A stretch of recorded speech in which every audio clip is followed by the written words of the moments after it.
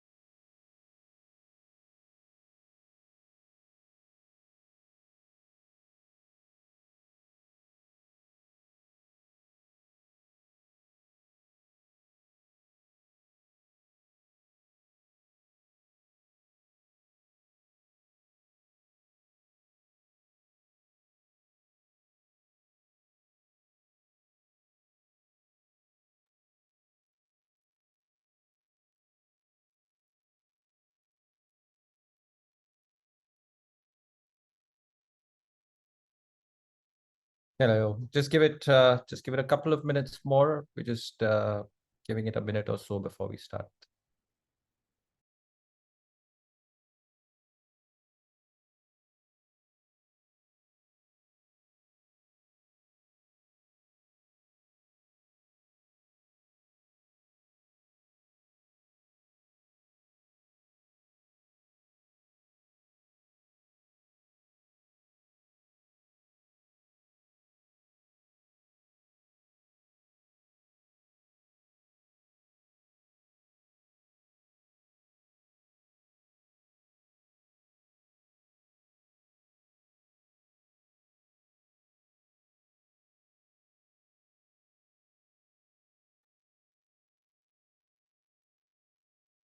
Okay, I think we'll go ahead.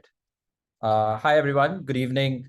Thank you for joining us today on this webinar on the battery swapping technology and the draft policy that was issued by the Government of India. My name is Praveen Raju. I'm one of the founding partners of Spiceroot Legal.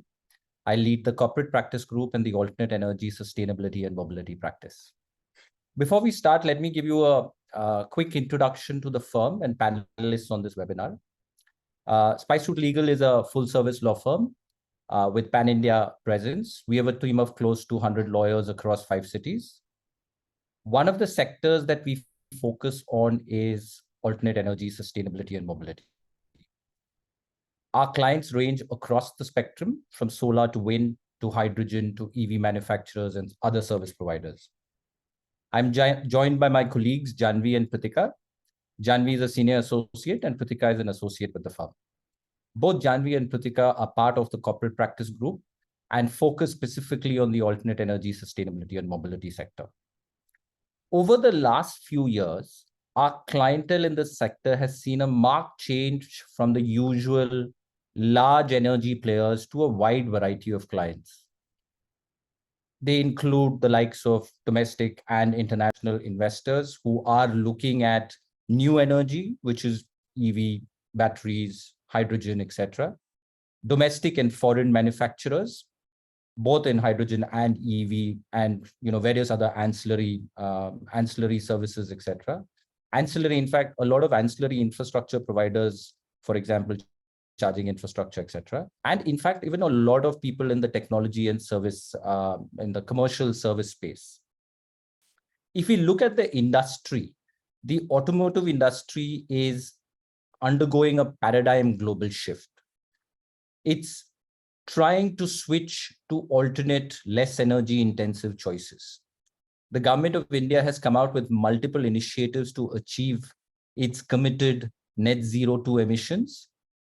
Transport sector in India contributes almost 13% or more than 13% of the country's energy-related CO2 emissions.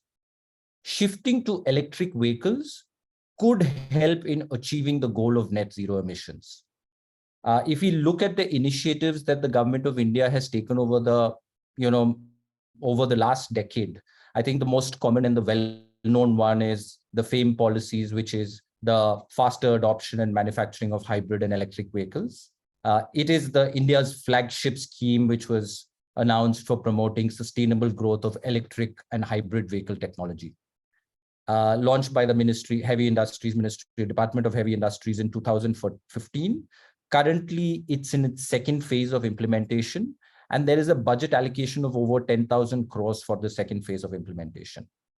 In addition to that, if we look at, in 2021, the government of India had launched the eAmrit portal, which was a one-step destination for all EV-related information, like charging locations, policies and subsidies, investment opportunities, etc.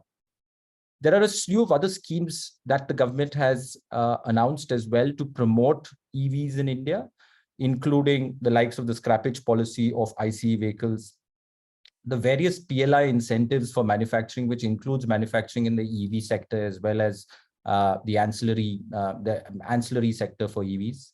And of course, the foreign direct investment, which permits for 100% in the e-mobility sector. Additionally, in addition to the central government coming out with all of these policies, I think the state government has also been in the forefront of formulating various EV regulations. Currently, I believe that there are probably around 20 odd states which either have a draft or final state level EV policy to promote the transition from ICE to EVs. In addition to that, in the last 2 years or 3 years, we've seen various tenders which have come out by state governments to move the public transport infrastructure infrastructure into EVs. And this is a commendable move for the adoption of EVs, because I think that constitutes a very large portion of the transport sector. One of the key factors which holds back EV adoption is the high upfront costs of EVs in comparison to ICE vehicles. And the reason for the battery swapping policy is driven by that high upfront cost. Would the battery swapping policy change this or not is something that we're going to look at. I'll hand this over to Janvi and to Pritika to give us an overview of what the policy is, what the technology is, what the policy entails, and what are the pros and cons of the policy. Just before we start, the process would be that we would go through the webinar. If you have any questions, please feel free to put up your questions on the Q&A box. We'll address those questions at the end of the webinar. Request you to put in your name and details as well while you're asking those questions. Thank you. Over to you, Janvi. Pritika. Thank you, Praveen. Hi, good evening, everyone. I am Janvi, part of SpiceRoute Legal's Alternative Energy, Sustainability and Mobility team. It's a pleasure to have you all here. Thank you for joining us today. Before we begin, let me quickly take you through the points we will discuss in the webinar today. So we start with looking at battery as a service model. We discuss the key features of the draft battery swapping policy that is released. We look at how practically the technology works. What are the operational challenges associated with it? We try to analyze this from a global perspective. How have the other international market players adopted and how have they fared so far? And then we look at the recommendations in addressing the gaps that we kind of have evaluated from our analysis of the draft policy. So Praveen just explained the recent boom in the EV market and efforts made by all the stakeholders and government to increase its penetration. Why is it that we still then face challenges in the widespread adoption of EVs? Perhaps it's the inadequate infrastructure, maybe the high upfront costs, or the famous range anxiety. Let's look at the model of an EV. Although EV has fewer moving parts than its petrol or diesel counterpart, the lithium-ion battery pack that powers the EV is very expensive. That is what constitutes around 30 to 40% of the overall cost of the electric vehicle. So if these batteries were to be decoupled from the electric vehicle itself and sold individually, the initial upfront cost will then be limited to the battery provider or the OEM, and this will then restrict passing off of the high cost to the end user. Let's look at the models that help in severing this cost of battery. There is battery as a service that has then become relevant in the recent past, which discusses and which kind of makes this practically possible. Battery as a service refers to decoupling the EV and its battery. So then this enables the use of battery as a mere service. You could have a subscription-based model that provides customers with access to batteries for their vehicles rather than owning these batteries as part of their electric vehicle. Now, this model can be departmentalized into two segments. We have battery leasing and we have battery swapping. Battery leasing plays a very important role in separating the ownership of the battery and reduces the expense to an EV owner that the EV owner incurs. Like the name suggests, it involves making monthly or quarterly or such periodic payments for electric car batteries rather than outrightly owning them as part of the EV. So if you were to opt for leasing your battery as an option when you buy your next electric vehicle, which we hope this webinar convinces you to, we want to highlight one thing. It is that the determination of lease cost will depend on the distance one travels annually, as this will determine the wear and tear and the replacement and the timeline of such replacement of the battery. So your lease cost depends on how much you will end up using your battery and how much you will use your electric vehicle. Now, this undoubtedly sounds quite helpful for someone who's worried about the battery life, the wear and tear, the standards of the battery. But EV technology and the battery technology has become more advanced and familiar, and these fears seem to have been vanishing. Don't really see the concern of battery technology anymore because it is advanced so much, right? Also, what battery leasing does not address is the time constraint for battery charging or having to wait in long queues to charge your EVs. So there's another popular alternative which we can consider in the model of battery as a service, which is battery swapping. Looking at all the challenges that we just discussed under battery leasing, battery swapping seems like an easier option because it allows EV owners to replace the depleted batteries with freshly charged one at the swap station. So this eliminates any long period associated with having to recharge the EV. And it really sounds as simple as I'm making it. If I had to illustrate the process of battery swapping, it simply involves an EV user locating a battery swap station or a store, approach it, swap out their depleted battery for a charged one. So you install a fully charged one, place the dead battery that you've removed from your vehicle for charging, and then go about your day. It is not cumbersome. It's not a heavy battery that you're lifting from your electric vehicle. It's fairly simple. Let's also try to see why battery swapping. Why did we need to come up with battery swapping technology in the first place at all? So if we were to examine the range of your personal two-wheeler, four-wheeler electric vehicle, or in fact, even an electric bus used for public transportation, it is found that all these EVs can safely cover the distance that they are intended for within the existing range that these batteries have in the vehicle. And so what it means is practically at the end of the day, they can be charged at homes, offices, public charging stations, etc. And there is not a very heavy reliance on a complex public charging infrastructure. And needless to say, setting up of these extensive charging infrastructure may not be really imperative in major cities or metro cities because it is extremely rebarbative and heavy on the pockets proposition. And this is when battery swapping as an alternative comes into the picture. As highlighted in the draft policy, it is time, space, and cost efficient. There are, of course, a few ifs and buts attached to this, and Kritika will take us through those. Let's evaluate battery as a service model from a customer's perspective, what it means for the consumers at the end of the day. It is undoubtedly an asset-light, low cost, and fast on its feet model. So it allows the consumers to instantly swap the battery, save costs on the high upfront cost of the EV, and hence even the prices of the EVs will significantly go down in the market. So then let's shift our perspective and see what it means from an OEM's perspective.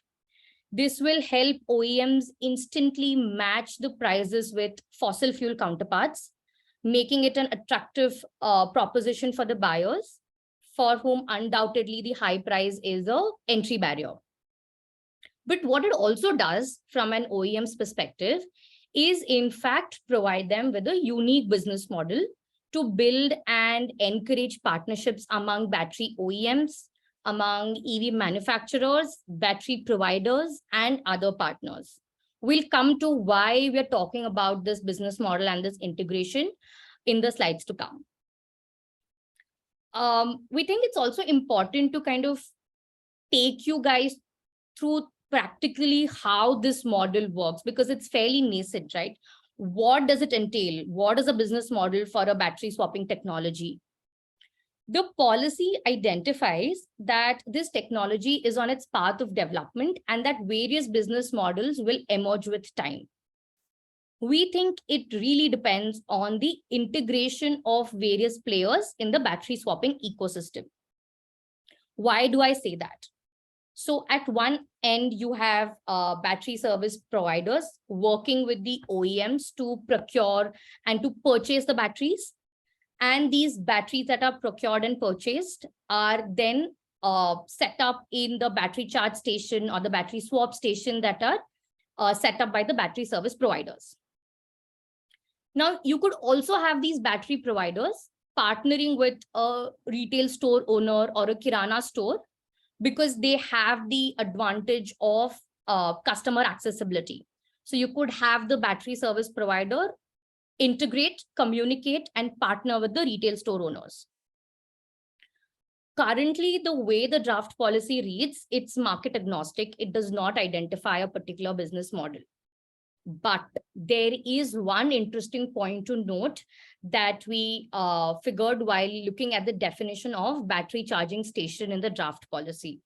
It defines a battery charging station as a station where discharged or partially discharged electric batteries of EVs are electrically charged, but these do not include a retail store or a Kirana store if the charging of batteries were to happen at these stores.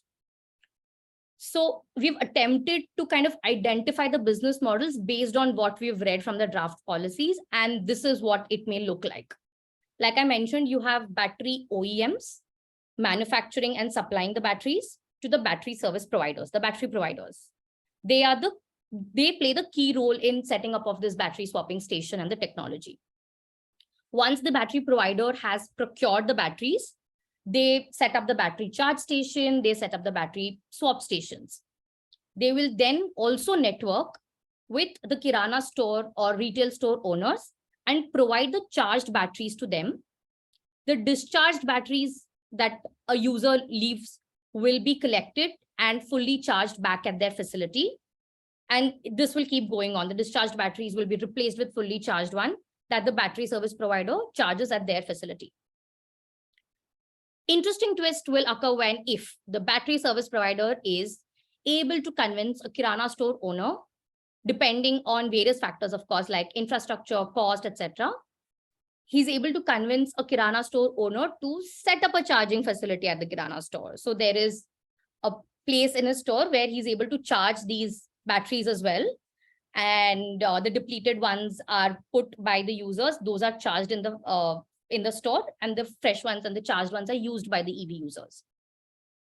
This may not be that advantageous for that owner, and we'll see why in the slides to come.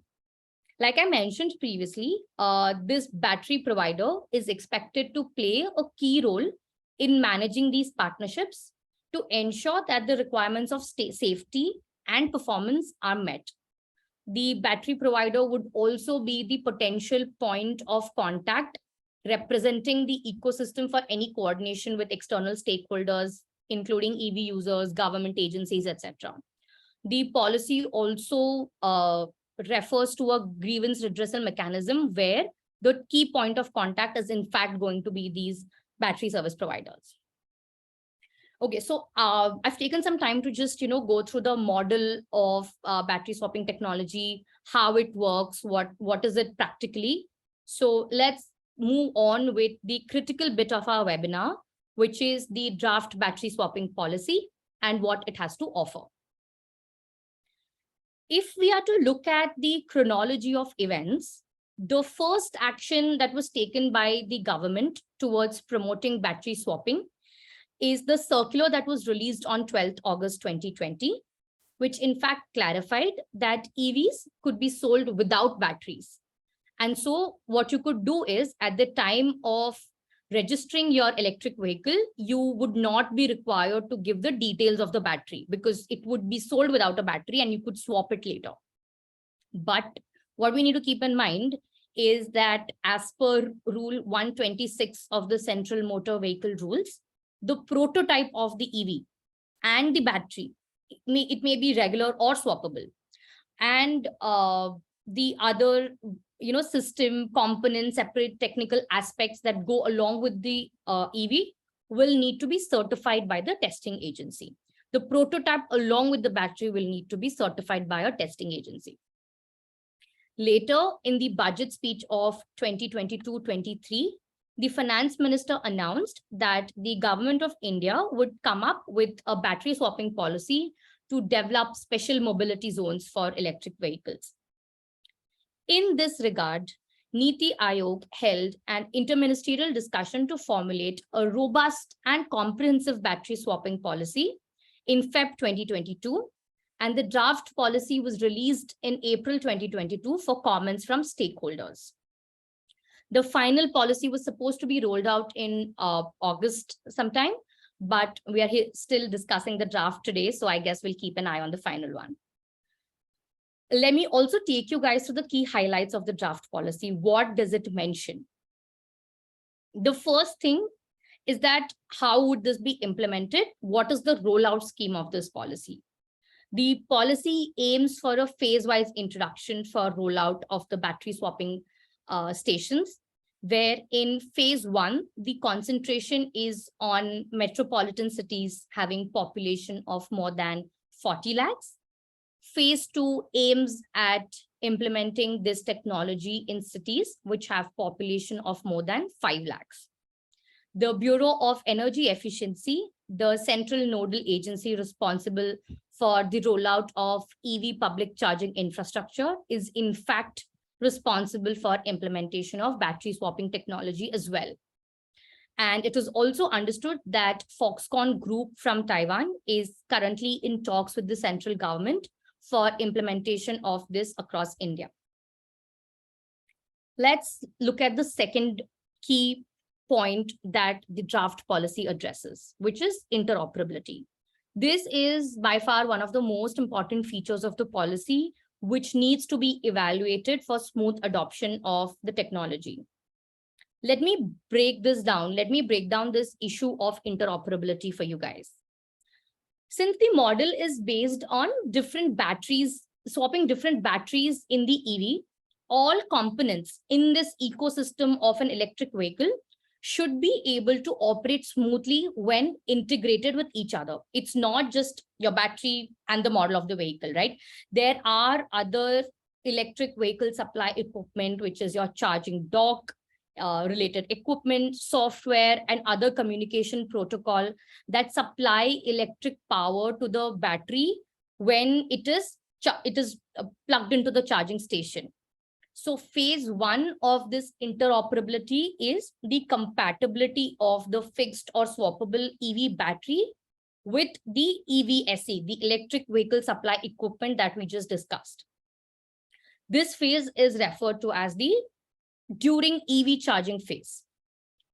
Phase two is the compatibility of fixed or swappable EV batteries with different EV models. That is, how compatible is the battery when fixed into various models of the electric vehicles. This phase is called EV discharging phase. Now, since this technology is at a very nascent stage in India, interoperability between phase one and phase two is considered sufficient as per the draft policy, as long as the technical standards prescribed for battery as a service and battery swapping services are met with. But these standards or these requirements, technical requirements, have not been detailed in the policy as of now. There's another angle attached to it. Let's evaluate that. While this means that manufacturers of batteries and EVs will be bound by certain restrictions and will need to observe these standards, the real challenge that they will face is the innovation potential for evolution of more advanced and efficient solutions. Imagine being bound by strict standards as an emerging player, as an emerging EV manufacturer. Your potential to offer innovative solutions to your consumers will be restricted. So in order to combat this issue of interoperability, which is the flexibility, the policy allows flexibility to the OEMs and battery providers to innovate, to give these advanced solutions to the users, so long as the technical standards are met with. And also it does not mandate like a rigid set of technical and operational requirements. Like I mentioned, these are yet to be rolled out. The third feature of the policy is provision of a unique identification number. This is something that your EV manufacturer will provide at the manufacturing stage for tracking and centralized monitoring of EV batteries. This is important for the purpose of tracking the location of the batteries or ensuring that the batteries do not need to be replaced, to check the life cycle of the batteries, etc. It will also give you details about the performance data of the battery that is stored within the EV application. Now, similarly, the swap station that are proposed to be set up under the policy will also be given a unique identification number. Another important point that is tackled in the draft policy, which will ideally, decide how this will be implemented and is in sync with the interoperability issue, is the certification as per industry standards. The batteries are supposed to be tested and certified as per AIS 156/2020 and AIS 038 version 2 2020 for safety of traction battery packs. And even additional tests may be prescribed for swappable batteries, which are subject to multiple coupling, decoupling processes at the connectors, right? So there will be additional certification and tests that may be rolled out specifically for the nature of swappable batteries, because they are swapped like some 1,000 times. So we're yet to see any industry standards be released for this. There are other industry certifications that the policy mandates for, like for example, the OEMs of EVs with swappable batteries will need to get ARAI approval, Automotive Research Association of India approval will be needed for OEMs who manufacture EVs without batteries and so could be used with swappable batteries. Even the electric vehicle supply equipment used at the swapping station, which is a charging dock, etc., will need to be approved by National Accreditation Board for Testing and Calibration Lab or any agency appointed by the central or nodal agency for battery swapping. For the battery swap station and battery charging station, standards will be developed and approved by BIS and Ministry of Power. So all in all, we think a robust testing protocol is specifically required to ensure that batteries do not suffer any breakdown or unwanted temperature rise. Let's look at the cost aspect of setting up a business for battery swapping and what the draft policy mentions to address this. First important element of this is the electricity cost and electricity consumption. The policy does in fact take into consideration that energy bill from electricity consumption for charging swappable batteries is a major operating expenditure. In fact, to run a battery swap charging station as well. So as per guidelines and standards for charging infrastructure for electric vehicles, which was issued on 14 Jan 2022, there exists exclusive electricity connections for setting up a charging station. The policy extends the ambit of these guidelines and makes these benefits available for a battery swap station also. And so what this means is that single part tariff for a battery swap station will not exceed the average cost of supply till 31st March 2025, the way the guidelines read currently. However, charging of swappable batteries, if these were to take place at a Kirana store or a retail store, like we discussed in the business model earlier, what this will do is the benefit of these guidelines for charging infrastructure will not be eligible to be availed by a retail store owner or a Kirana store owner. So this may disincentivize them from setting up this network. We think that the draft policy should address this so that every player, every key player in the ecosystem of battery swapping is able to benefit from any reduced cost of electricity. The second element of cost that will need to be analyzed is the infrastructure cost. The policy recognizes that the charging stations and the swap stations would require a huge chunk of property, which will obviously be expensive.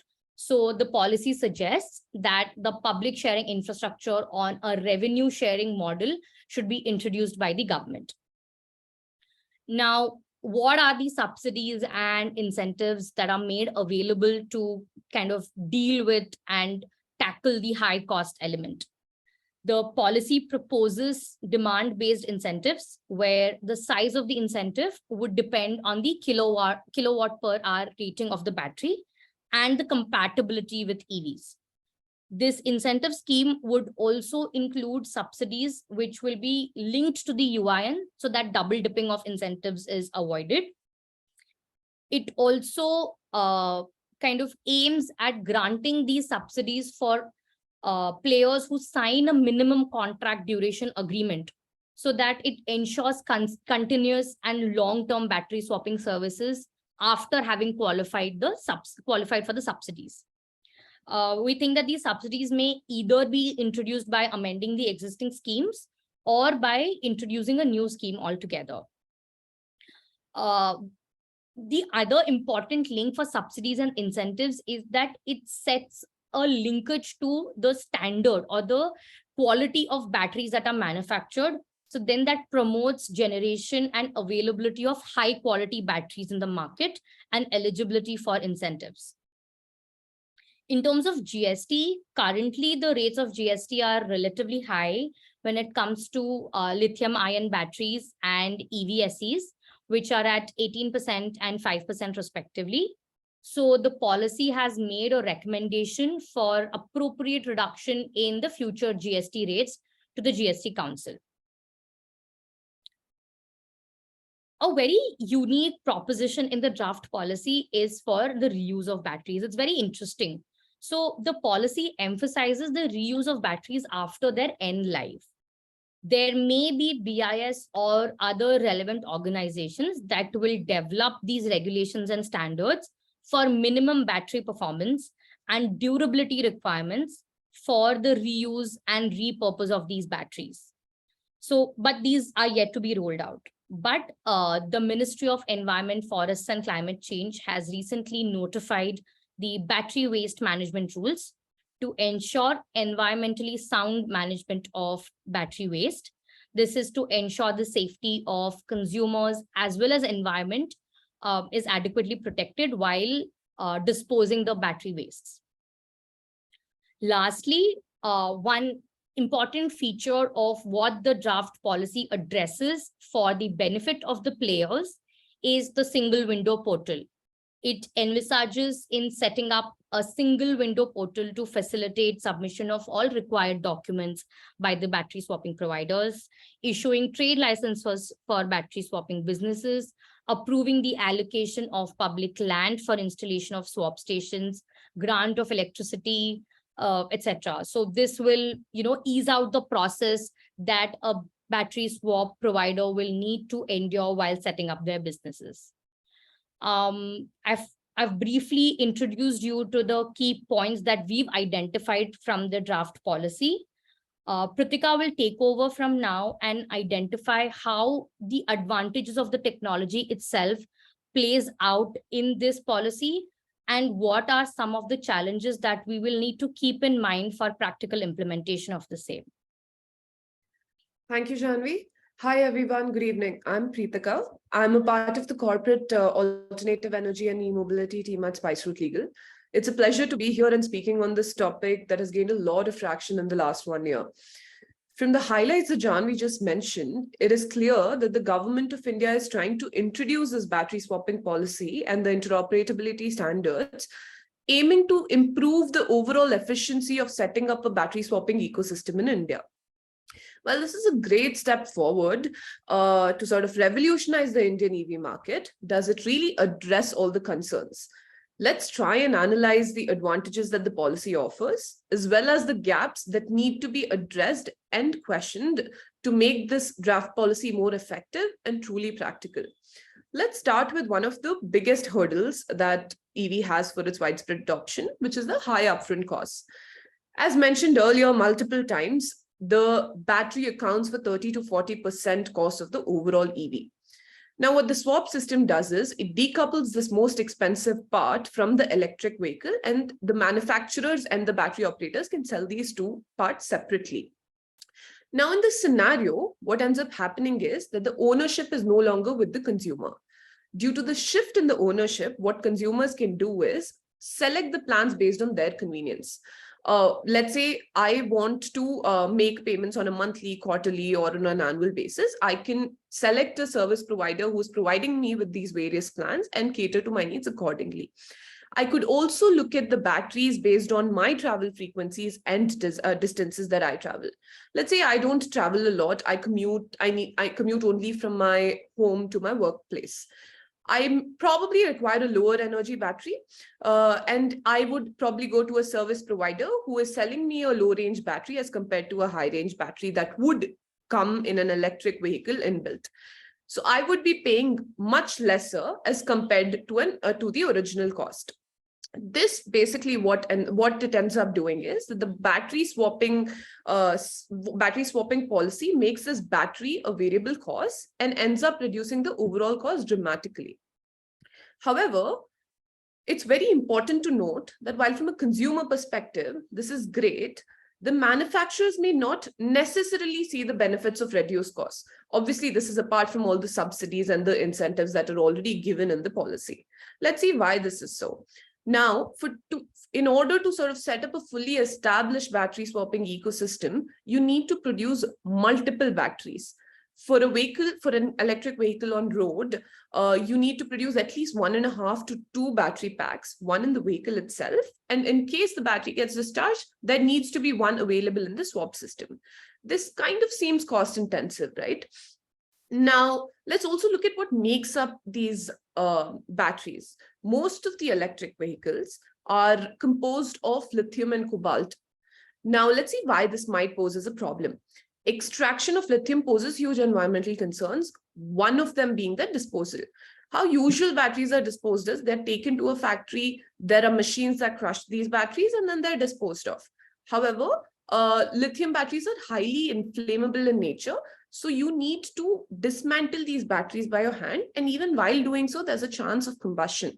So there are concerns around this that need to be addressed. Now, another point that needs to be noted is that these are also highly resource intensive. You would be shocked to know that in order to mine 1 ton of lithium, you would need around 500,000 gallons of water, which is huge, right? Now, looking at all of these concerns, and all of this is in addition to mining being extremely toxic to the miners' health. Looking at all these concerns, humanitarian activists have also raised a lot of concerns around these laws.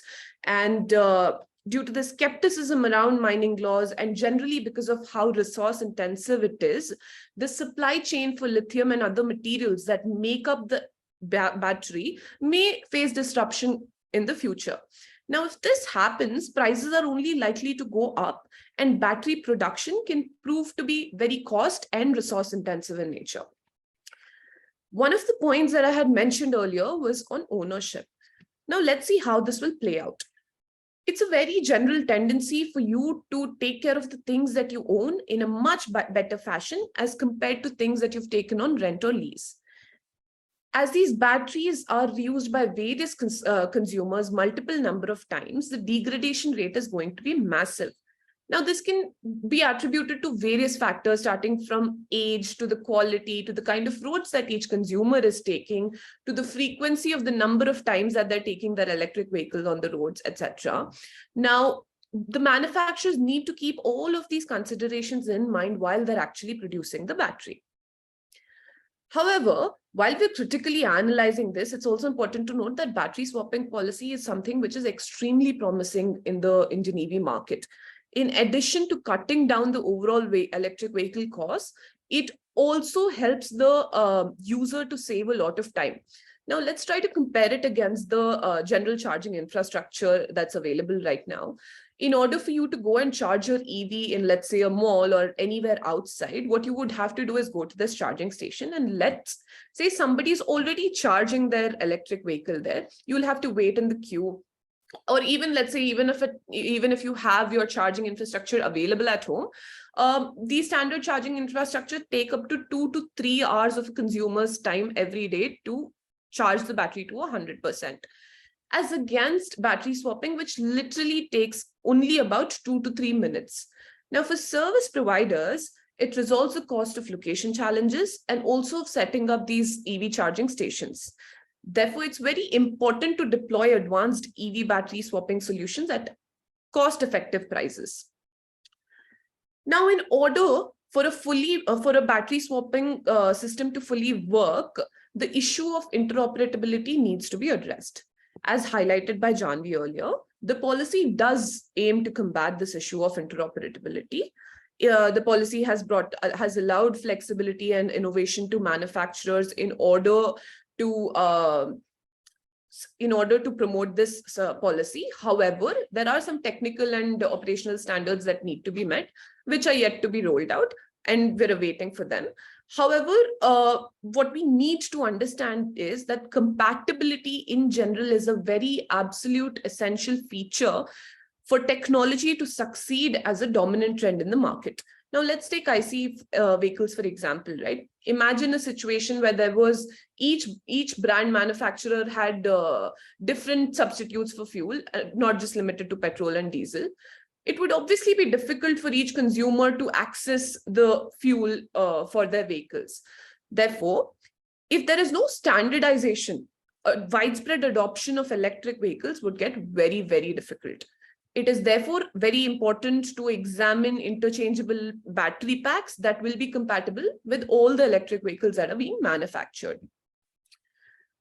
Now, while standardization is very important, it is also important to consider that this might in some way limit your innovation. Now, let's take cell phones, for example, right? Imagine if the government of India at some point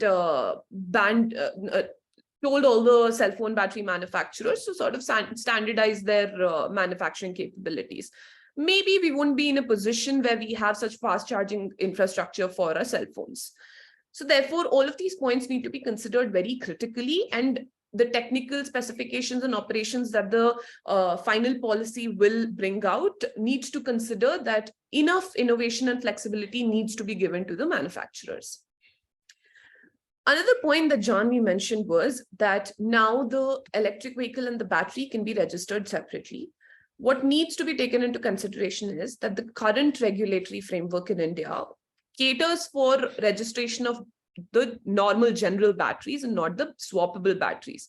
Now, because of these batteries being swapped 1,000 times, there needs to be a stricter protocol, stricter technicalities that need to be established and rolled out in order to ensure that there is enough safety around this, in order to ensure that the consumers are relieved of the range anxiety that they face. Now, when it comes to safety, a testing protocol has been proposed in the policy in order to avoid any safety hazards. And they have also, to ensure high safety standards, the draft policy mandates all the electric vehicle manufacturers and the battery operators to get these complied with various standards such as AIS, standards rolled out by DISCOMs, CEA, etc. Now, they've also enabled these batteries with something called a battery management system, which essentially monitors the usage of battery and how they've been functioning, whether they're in a position to be disposed of, whether they're compatible with all the safety requirements, etc. However, it's also important to note that the current policy is aimed for two-wheelers and three-wheelers only. Now, unfortunately, it is this two-wheelers and three-wheelers that are more prone to fires because they have a less advanced BMS and a thermal management system. This is essentially because they're smaller in size, so they can't have too much of advancement in this, at least for now. Now, what happens is very small considerations and factors, such as improper packaging of the batteries or design of the batteries, or even when you're on the road, your vibration due to operation and the heat that is created enhances the thermal management system in this, and it makes the battery more prone to overheating, which causes fires. Now, because of the extremely flammable nature of lithium batteries and recent automotive fires that have taken place, it has only added on to this problem. Now, let's consider a situation where there's a swap station and there's a lot of batteries in the same place. And due to some unfortunate incident, one battery catches on to fire. This will expose the entire place to a lot of damage. Now, this is exactly why safety has become very critical. And while the policy mentions it, there needs to be a stricter protocol that needs to be established in order to ensure that there are no gaps, in order to take into account all the scenarios that might lead to these unfortunate incidents. Now, another key aspect of this policy is that it only caters to ACC batteries or batteries that have a performance which is either equivalent to these batteries or higher than those batteries which have been identified in the earlier FAME2 scheme. So what this essentially means is, and which is actually very great, that this will only be applicable for high-speed vehicles which have at least some amount of minimum range, removing all the lower capacity, lower range vehicles from the road. Speaking of lower range, the primary fear of any electric vehicle owner is that they might run out of charge before they reach their destination. This is essentially what is referred to as range anxiety. This arises due to improper charging infrastructure. Now, battery swapping is easy, it's faster, it's more convenient to establish, and swapping of battery, as mentioned earlier, is extremely less time-consuming process. Because the batteries are very light, they're smaller in size, there's not much automation that you need. Therefore, it also reduces the capital expenditure that you're putting in to set up a swapping outlet. Therefore, it does look like battery swapping policy is a very promising effort to alleviate this problem of range anxiety. But we also need to consider that this is only going to be resolved when there's a fully functioning battery swappable ecosystem that's set up. Even today, there's not enough charging stations for electric vehicle users to say, oh, we can freely go out, and we know that if our charge runs out, we can access these stations. So this needs to be considered. Imagine a worst case scenario where this policy has been rolled out and manufacturers have started rolling out swappable batteries. Because of the size of these batteries, right? They're smaller in size. So what essentially happens is, as compared to the general vehicles, their range is slightly lesser. So consumers are essentially stuck with lower ranged batteries with not enough access to these swappable stations. And this so this might just be counterproductive and might also disincentivize consumers from purchasing EVs as a whole. There are also other factors that Janvi covered during her key highlights, such as GST, using of batteries, interoperability standards. All of these things need to be considered. Now, while I know that we have very critically analyzed our segment on this, on these key highlights and gaps that are there, we personally believe that it is extremely important for even the government of India to do so in order to actually set up a fully functioning battery swapping system. However, we know for a fact that battery swapping policy is a great head start to revolutionize the Indian EV market. All they need to do is not just look at it from a short-term perspective, but also consider the consequences that may come in a long haul. Now that we have analyzed all the advantages and challenges, it would, I think, be a good time to look at who the current market players are in the EV industry, in the battery swapping industry specifically, and also analyze how organizations in other countries have been undertaking battery swapping policy, and whether they're facing similar challenges and how we can learn from them in order to make our regulatory framework better. Handing over to you, Janvi. Thank you, Pritika. Quite a few recommendations for the government there. So let's look at the current players in the market who are experimenting with this technology. So we have Sheru, who's a technology platform allowing electric auto rickshaw drivers to swap their batteries at retail stores or pay for them as they use. It is aiming to work with all significant players in the value chain for energy storage.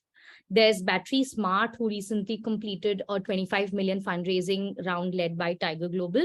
It is concentrating on establishing a swapping network while collaborating with domestic battery producers. We also have Sun Mobility, who is collaborating with Amazon India for installing swapping stations at their warehouses in Maharashtra.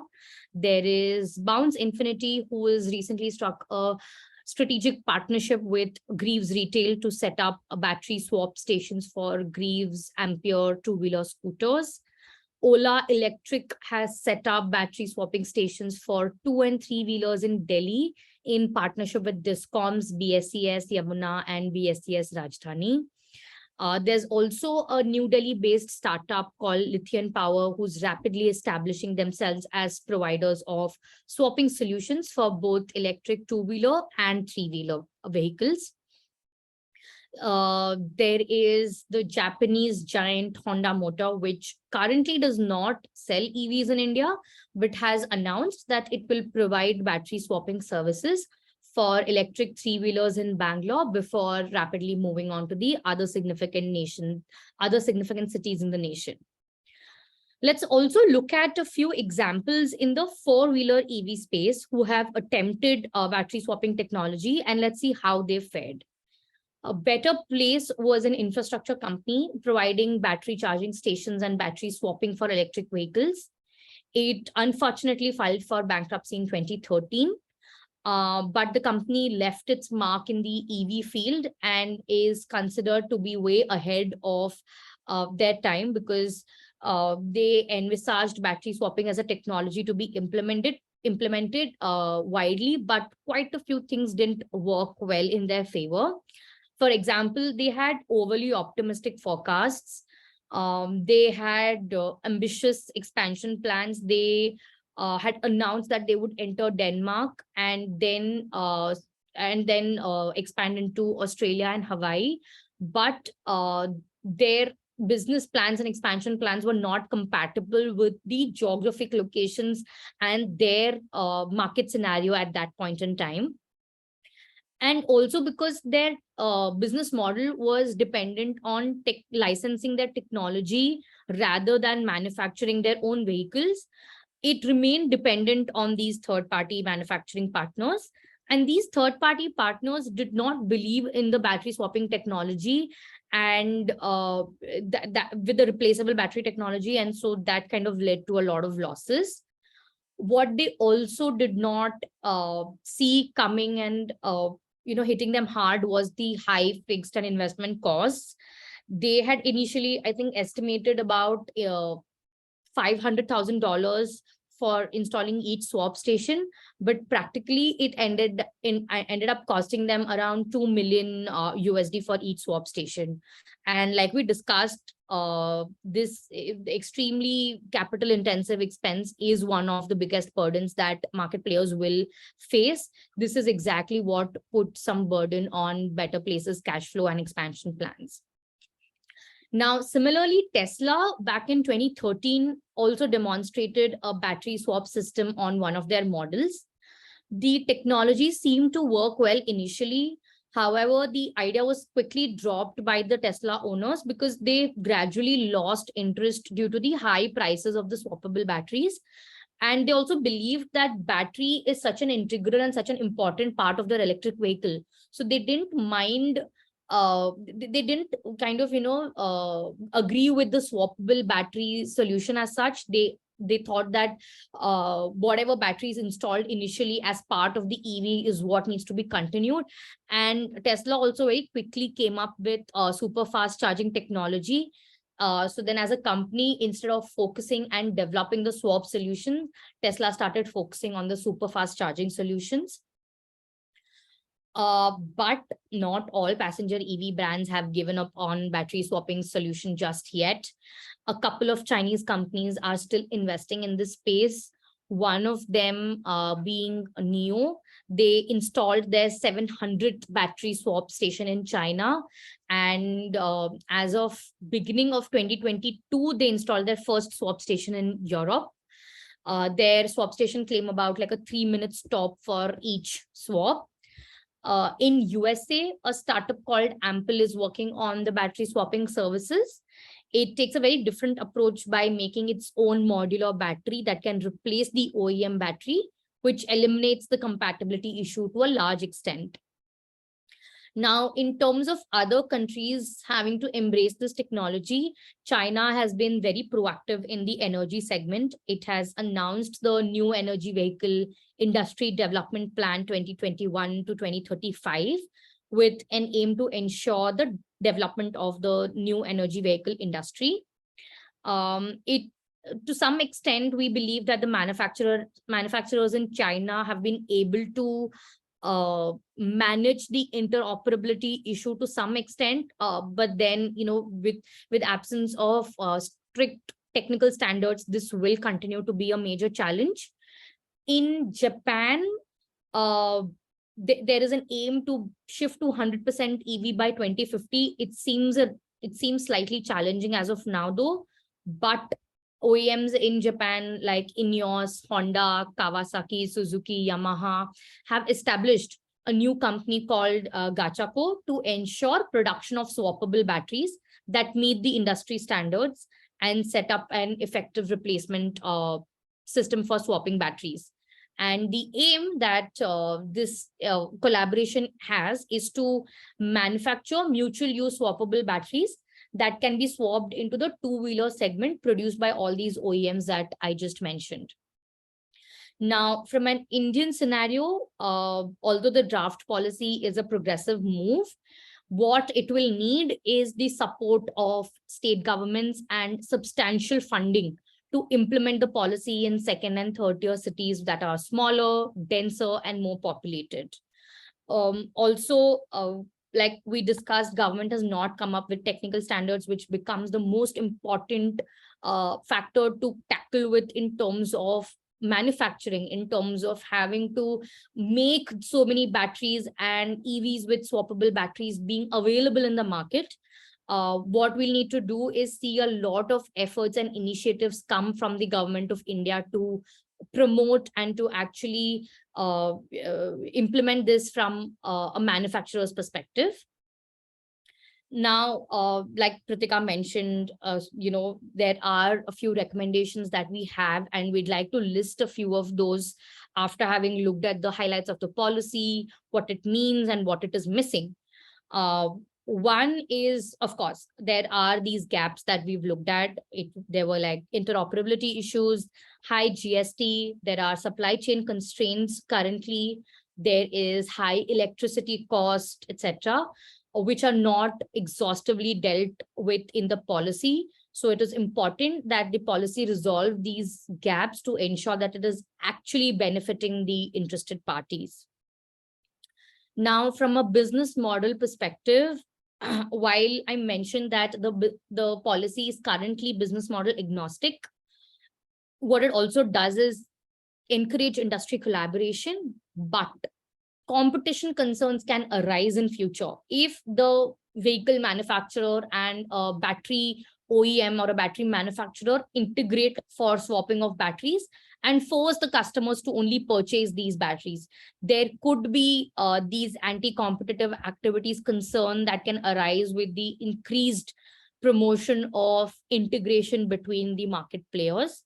So it is recommended that the Competition Commission of India take cognizance of these anti-competitive activities and issue directions specifically to address these concerns. Now, practically, what we noticed is that one of the things that is in fact not addressed in the policy is the billing and the pricing method that the battery service provider will follow.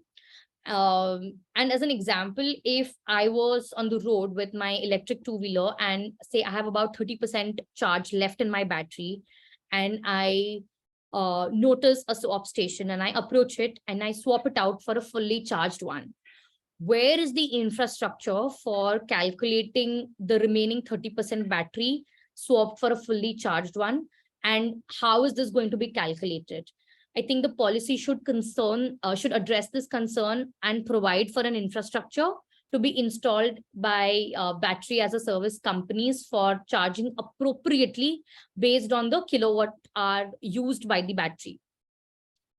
And the last recommendation in this list is that while the Ministry of Power has urged the government and public entities to extend land parcels at promotional rates for public battery swap stations, it is easier said than done. We all know how hectic it could get to acquire land at whatever rate the government has proposed. It doesn't practically work out so simply for all the market players. So it could be kind of played out in a way where government sets up special purpose vehicles in all these states to speed up the process for identifying the required land and keeping appropriate funds for providing compensation to the landowners. What this will end up doing is it will quickly incentivize the market players, because government has intervened to an extent where land is readily available and the landowners are adequately compensated immediately. So I think this could be a good way in trying to kind of implement this at a practical level. So with this, we cover our analysis and recommendations on the draft policy. Praveen, would you like to add your concluding thoughts? Perfect. Thank you. No, I don't think I have much to add to this. Thank you, Janvi. Thank you, Pritika. I think it's time for questions. You can please, our Q&A, there's a box there where you can put in your questions. From what Janvi and Pritika have said, we do realize the fact that the government is taking strong initiatives in promoting EV and adoption of EV in India.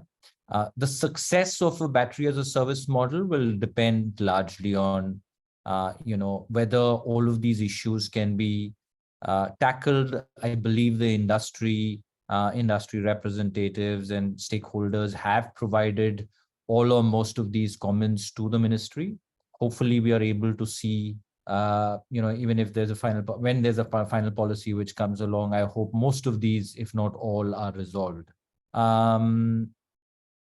While the policy itself addresses provides a battery swapping technology and a process for two-wheeler and three-wheelers, which I think should be the case, because we believe that, I don't think that we are ready yet when it comes to large four-wheeler commercial vehicles or four-wheeler, six-wheeler passenger vehicles for this technology, merely because of the size and the weight of the lithium-ion battery packs, unless we are able to get to a stage where technology helps in creating denser battery technology. But as of now, I think that this is a move towards hopefully a better policy for creating larger adoption of EVs in the market. Who knows, there may come a day when we probably look at our two-wheeler or three-wheeler vehicles as cameras or toys which we use today, where we just kind of replace batteries. Well, let's see how the future shapes out. Any questions, please feel free to ask us and we'll be happy to answer your questions. And separately, please, I think that all of our contact details are over here. If there are any questions which you would want to pose separately, please feel free to reach out to us. Our website is www.spiceroadlegal.com. All of our contact details are over there as well. We'll give it a minute or so if you have any questions.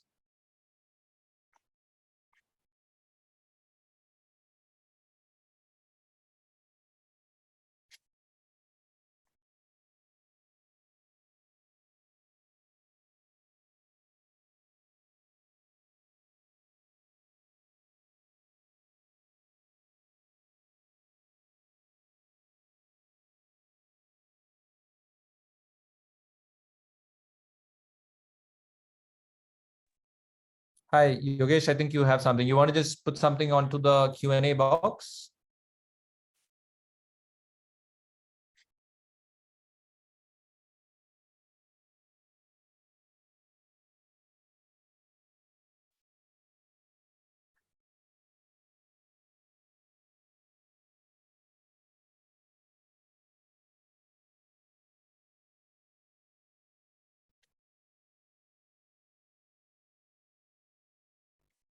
Unless, I don't know, is Aditi there? Aditi, do you want to just give Sure, Praveen, right away. Yogesh? Yogesh, we'll just unmute you so that you can speak. Yeah. Hi, Yogesh. I'm audible? Yes. Okay, thanks. So the discussion was, I mean, very good.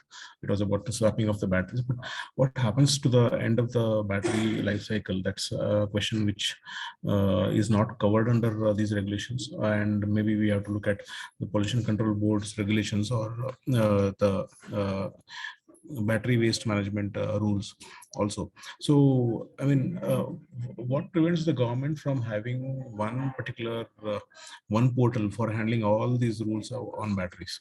So that's one question, I mean, which is to the government, obviously. And what can we do about it? Is the second question. As a business, if you want to go forward with this, what can we do about this? The third question will be, what about the larger vehicles in which battery swapping may not be possible at all? Can there be maybe 60% of the battery can be swapped in the cars, or how will that be? Right. Yogesh, I'll touch upon a few, and Janvi, Pritika, if you want to kind of add on to it as well. And as you rightly said, Yogesh, I think the concern on batteries ultimately after their life, what is going to happen and how that is going to, how that can be disposed of, or what are the recycling methods, etc., are not covered over here. And I think there are other regulations which kind of take care of that, right? And I agree with you. I think that over here, I think it's important probably for, as an overall, I don't know whether it needs to come into the battery swapping policy itself, but I think it is an overall concern in the industry when it comes to lithium waste, right? Or battery waste, or any kind of an electronic waste. We face the challenge today when it comes to just mobile phones or any other technology where there is battery, right? So I believe, yes, I think that there has to be clear guidelines around that. Sorry, Janvi, Pritika, if you want to add something to that. Yeah, thanks, Praveen. So Yogesh, on the concern for battery waste management, I think there's a draft battery waste management rule that addresses the disposal of EV batteries. And in terms of the question you raised for tracking the details of these EV batteries, there are two ways to look at it positively. One, the UIN that each EV battery will have under the swappable batteries that will be given these UINs will be able to, you'll be able to track how and when they are disposed. I think that it's not out yet, but that should help to some extent. And in fact, the draft battery waste management rules will also give the details of tracking the collection and reprocessing or repurposing or reuse of these batteries. Now, does that answer your question, Yogesh? Can we move to the second one? Yes, yes. In terms of six-wheelers, right? Like you mentioned, how will we practically implement battery swapping technology for six-wheelers? Like Praveen mentioned, it will be extremely resource intensive and it will be very difficult to practically make this work. One of the reasons why battery swapping technology is being introduced and is being used is how easy and how accessible it is for 2- and 3-wheelers, because of how lightweight the batteries are, and how easily a 2-wheeler or 3-wheeler EV user can just approach a swap station. That may not be practical for a car or a bus. And so the alternative is to really identify if swapping solutions are needed for these kind of vehicles, because the range that the batteries of a 4-wheeler or a 6-wheeler offers is enough for it to kind of last the day that, like a bus needs to complete its routes on a particular route, etc., right, in the day. Similarly, for a car, whatever is the range is sufficient for the battery to help someone commute for the day requirement that they have. And so if you're able to establish an infrastructure where there are enough charging stations or super fast charging technology available at every petrol pump, at every mall, or at hospitals, at all these public buildings, I think that is the way of looking at an alternative for aiding the use of EV cars and EV buses. That's my opinion on that. In fact, in addition to what Janvi just said, Yogesh, there were a lot of business models that were taken up by various organizations, even abroad. What we realized is that because of the kind of space that these six-wheelers or like even 4-wheelers require to set up these charging infrastructures for swapping, it's very intensive. In fact, because the batteries are also very heavy, to replace these batteries, there's a lot of automation that's required. It cannot be done manually. So it might actually be proved to be very, very difficult, especially in the Indian scenario, to implement this. But one of the things that you said actually intrigued me a lot about some portion of it being swappable, some of it being chargeable, that I think is actually a great, I don't know if there's enough technology in the current scenario where you can do that, but I think if there is something like that can come up, like I think like how there are hybrid vehicles right now, I think that would be very helpful, especially in the initial phases where we haven't completely fully established a battery swapping ecosystem. So till we reach there, I think these solutions would be something that would be extremely helpful if we can reach that advancement. Just to, Thanks. sorry, Yogesh, before you if you want to add in anything else, please feel free to, but just to add in to what Pritika kind of concluded, right? Again, I'm not the expert, or we're not the expert when it comes to the actual battery technology and how many batteries are stacked into a 4-wheeler, right? Because we know that when it comes to a 2-wheeler or a 3-wheeler, I think there is a single battery component which is stacked in. When it comes to a 3-wheeler or a 4-wheeler, is it a single battery component which is stacked in, or do you have like 2 battery components which are stacked in, right? In fact, we do work, like I said, when I initially started off, I said that we do a lot of work in the alternative energy space and hydrogen manufacturing, which is PEM electrolyzers, right?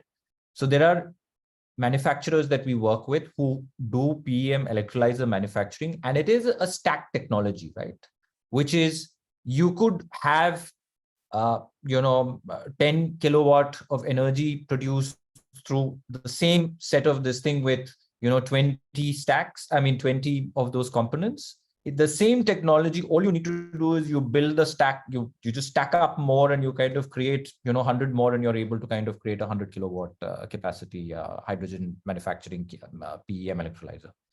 If that's possible, and if you, I don't know, from a technology perspective, if a bus could have 20 batteries in there, I don't know if it's technologically safe, but if you have the ability to pull out, say, 10 of those and replace it with 10 more, right, which is recharged. Is that possible? If that's possible, then I think that may be a solution to the larger But otherwise, at least today, I think the technology is, because it's, they are large, they're heavy, the ability to replace this becomes difficult.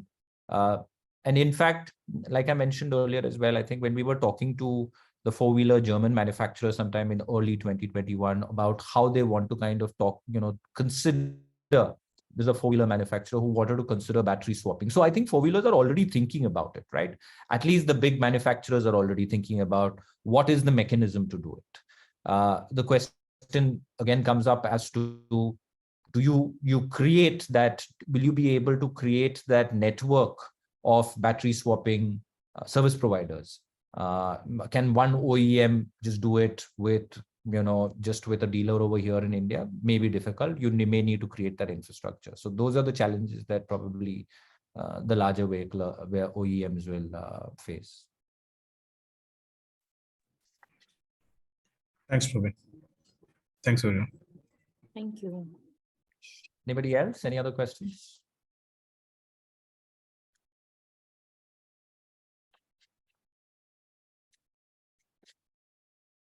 Okay, great. Thank you. I think that we'll call it a wrap for now. Thank you, everybody, for attending. Please write into us if you have any questions. Thank you, everybody. Bye. Have a good evening. Thank you. Thank you.